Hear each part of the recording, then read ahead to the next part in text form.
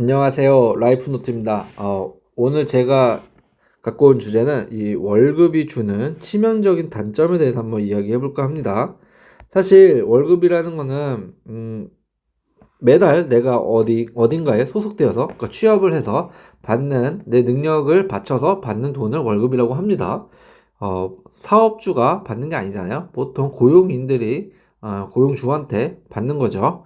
그렇기 때문에 분명히 월급이 주는 장단점이 있어요. 뭐 예를 들어서 내 능력에 비해서 적게 받는 이런 단점도 있을 수 있지만 내 능력에 비해서 뭐 소속이라든지 이런 집단에 잘 만나서 내 능력에 비해서 잘 받는 경우도 있습니다. 분명히 이만큼 월급은 천차만별이고 서로 상황에 따라서 같은 직무 업무를 하더라도 이제 조금씩 차이가 날 수밖에 없습니다. 소속 간의 차이가 있을 수가 있고 사람과의 관계에 있어서 차이가 남으로써 또 급여가 달라지는 경우도 있고 여러 가지가 굉장히 많은 요소들이 여기에 포함이 되어 있습니다. 그러면 우리가 한 번쯤은 이런 들어봤을 거예요.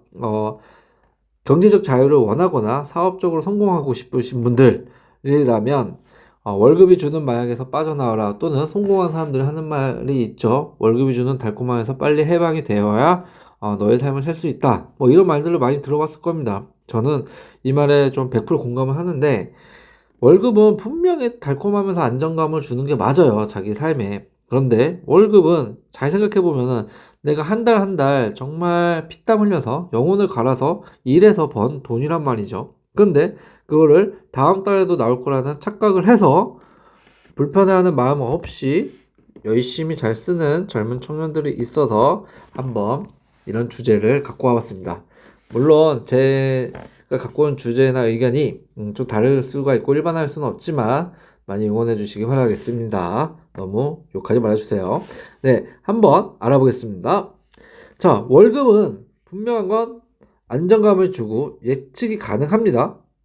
하지만 치명적인 단점을 주고 있다. 그것이 무엇이냐?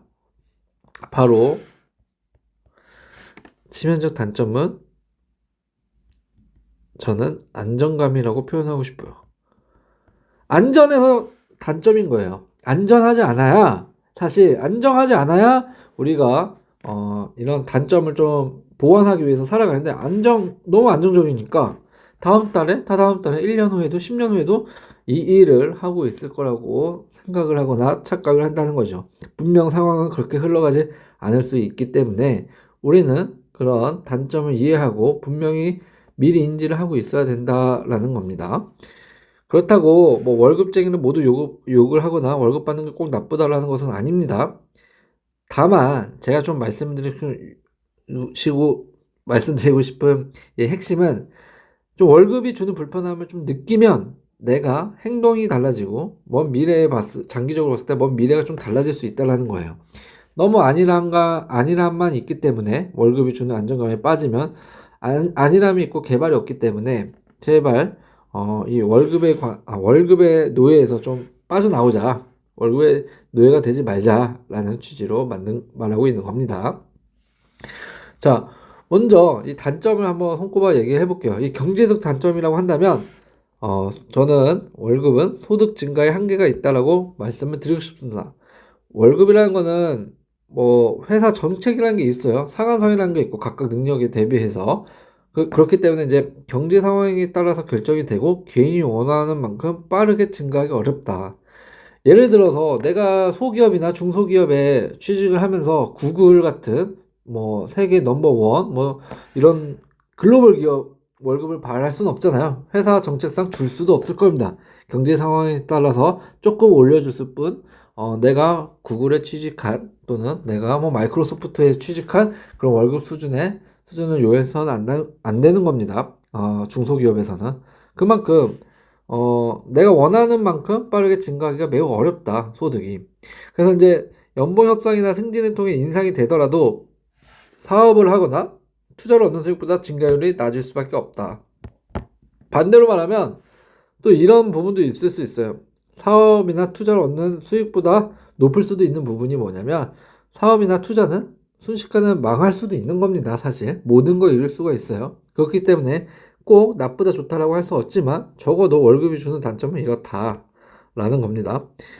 내 연봉 협상이 사실 요즘은 연봉 협상이라고 말 안 하죠. 연봉 통보죠. 그냥 회사에서 동결이다 하면 동결인 거고, 뭐, 올해부터는 몇 프로 올려줄게 하면 몇 프로 올려주는 건지 거기다 대고, 저는 10%가 마음에 안 듭니다. 15% 올려주세요. 이렇게 말하는 사람이 정말 없습니다. 물론, 아예 없는 건 아니겠지만, 정말 그렇게 말하는 사람이 드물고, 용기 있는 사람이 잘 없죠. 그렇기 때문에, 이런 승진 통해 인상이 되더라도, 이런 소득의 증가가 너무 일정하다. 크게 오르지가 않는다라는 거고요. 두 번째는 이제 당연히 물가죠. 이 인플레이션 영향을 굉장히 많이 받는다, 월급이. 월급이 일정하다면 실질 소득이 줄어드는 거죠. 인플레이션에 따라서.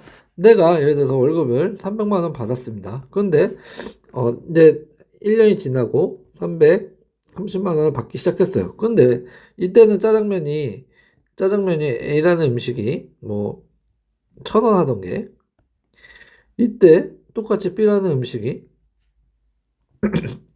뭐 3,000원 한다.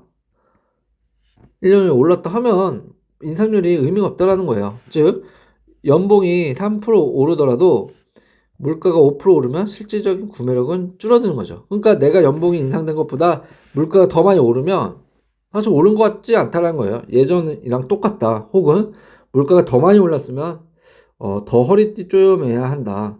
기분이 별로 나지가 않는다는 거죠. 그만큼 물가 영향이 굉장히 많이 받는 게 월급쟁이 생활이다. 이렇게 보실 수가 있고요.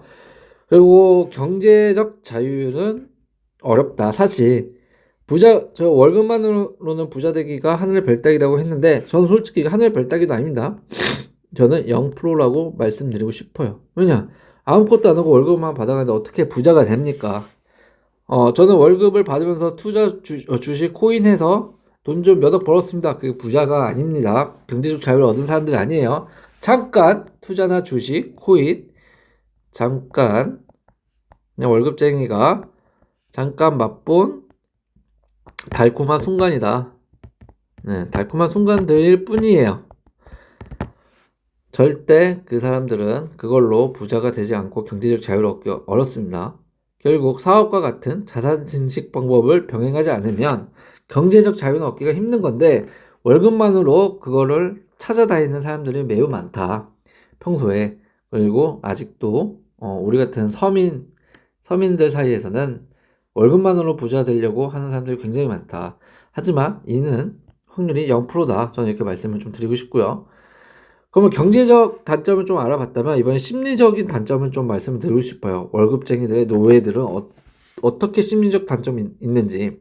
첫 번째, 월급을 받으면 고용의 불안정성이 있습니다. 내가 회사원이면 회사가 어려워지거나 구조조정을 하면 본인의 능력과 의사와 관계없이 해골될 위험이 있습니다. 맞습니다. 회사가 어려워지면 내가 또 다니고 싶어도 못 다녀요.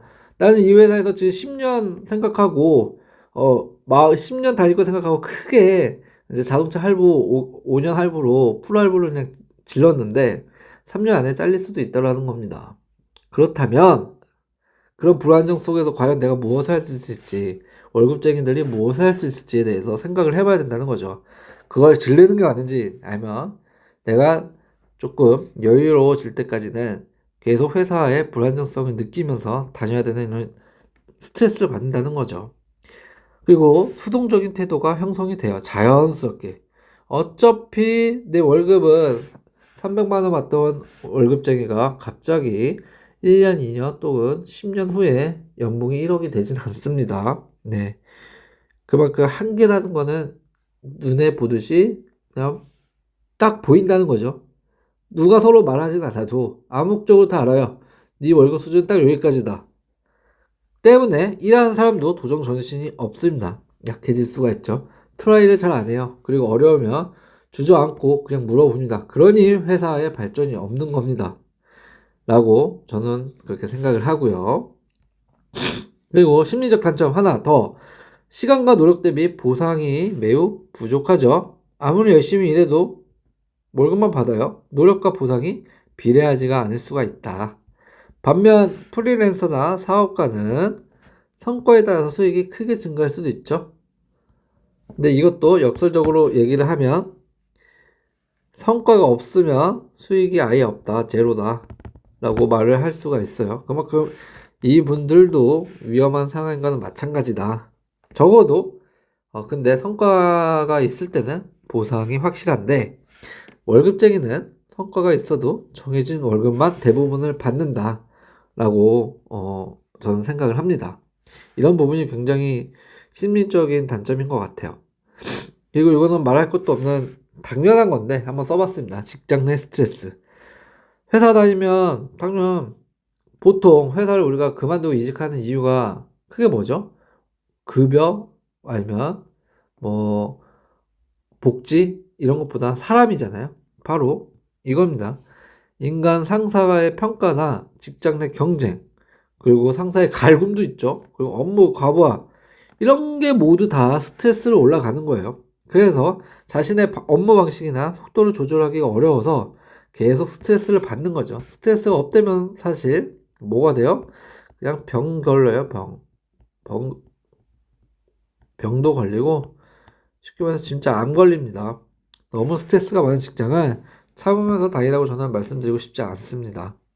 자기한테 맞는 분명 회사가 있을 거고 업무량도 자기한테 맞는 회사가 분명 존재해요. 그것만 찾아 떠나라는 건 아니지만 정말 우리가 흔히 이제 기사에서만 볼 법한 정말 죽음에 이를 정도의 스트레스를 받는다면 저는 그냥 과감하게 관둬라라고 말씀을 드리고 싶네요.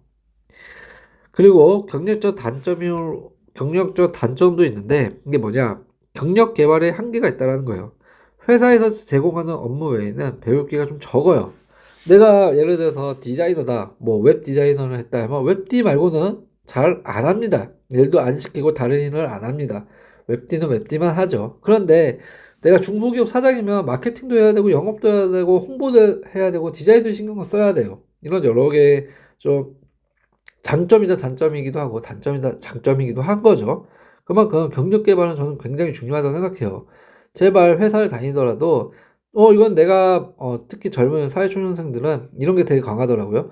내가 분명히 지원할 때 이 업무를 보고 했는데 다른 걸 좀 시킨다 하면 저는 오히려 땡큐 하고 감사합니다 하고 배울 생각을 해라 라고 말을 하는데 요즘 젊은 친구들은 나는 여기 마케팅으로 하는데 왜 나한테 좀 영업 비슷한 걸 시키지? 왜 나한테 CS를 조금 맡길까? 왜 나한테 이런 디자인을 갑자기 한번 해보라고 하는 걸까?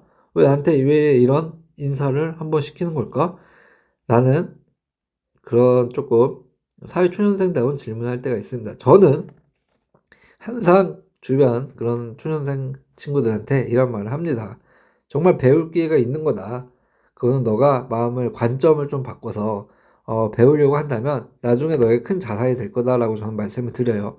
그만큼 회사에서 제공하는 업무 외에 다른 걸 시킨다면 정말 뭐 커피 타고 이런 거 말고 업무적으로 다른 걸 시킨다면 배우려고 해라. 내일 아니다 귀찮아 하지 말아라. 절대 배우면 장담하는데 어디에서든지 써먹게 됩니다.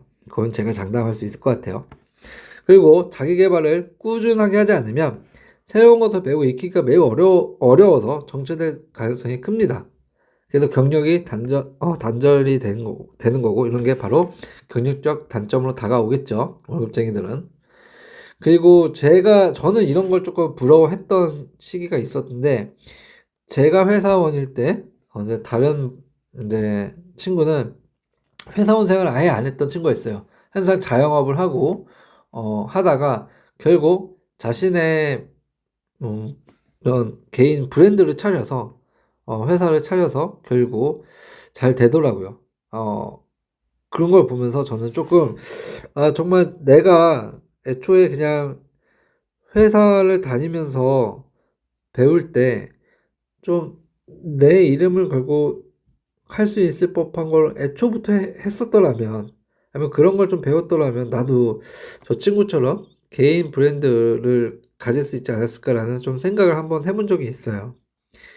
이게 매우 어려운 거기도 한데, 극소수이기도 하고, 그런데 분명히 우리는 자영업 같은 장사가 아닌 이상 사업을 하면 기본적으로 추구해야 하는 방향이 개인 브랜드잖아요. 그게 의류가 됐든, 분야가 뭐 화장품이 됐든 음? 아니면 뭐 먹는 게 됐든 등등 모든 사업이 개인 브랜드로 구축이 돼야 될 겁니다. 그리고 그렇게 하려고 다들 노력하고 있는 거고요. 그러려고 사업을 하고 있는 거고. 그렇기 때문에 개인 브랜드를 구축할 수 있는 사람들은 애초부터 회사보다는 자신이 직접 발로 뛰면서 구축한 사람들이 많더라. 그런데 월급쟁이를 하고 회사 생활하는 사람들은 바로 개인의 가치를 키우기가 매우 어려운 환경에 놓여 있더라 라는 거죠. 그래서 결국 나중에 이제 회사 생활 열심히 하고 나이가 먹고 나온 다음에는 개인 브랜드가 구축하기가 매우 어렵더라. 나이도 나이고 또 이제 변화된 나의 환경 그리고 노하우도 요즘 시대와 맞지 않는 이런 트렌드가 좀 뒤처지는 것도 있고 그러다 보니까 개인 브랜드를 구축하기가 어려워지는 거죠.